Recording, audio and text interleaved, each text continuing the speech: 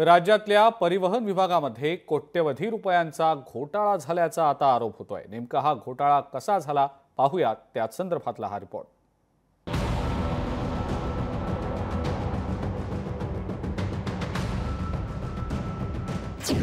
राज्य परिवहन विभागाचा प्रताप, कोट्यवधींचा रडार खरेदी घोटाळा।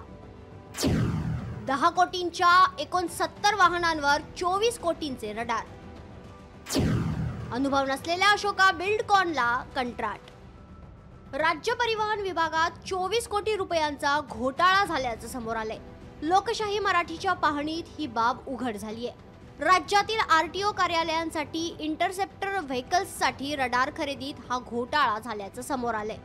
राज्यातील 10 कोटींच्या 69 वाहनांवर 24 कोटींचं इंटरसेप्टर व्हेकलचं कंत्राट देण्यात आल्याचं समोर आलं आणि त्यासाठी चक्क अनुभव नसलेल्या नाशिकच्या अशोका बिल्डकॉन कंपनीला हे कंत्राट देण्यात आलं। इंटरसेप्टर व्हेकलवर रडार बेस्ड कॅमेरा डिव्हाइस असतं। 10 कोटींच्या 69 वाहनांसाठी 24 कोटींचं कंत्राट।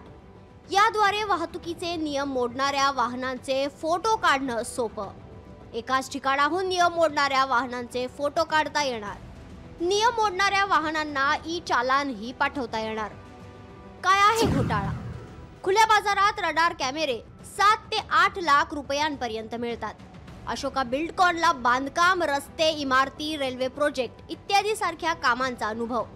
परिवहन आयुक्त आणि अपर परिवहन आयुक्तांकडे संशयाची सुई। कंत्राटदार कंपनीला दर वाढवून कंत्राट दिल्याची सूत्रांची माहिती।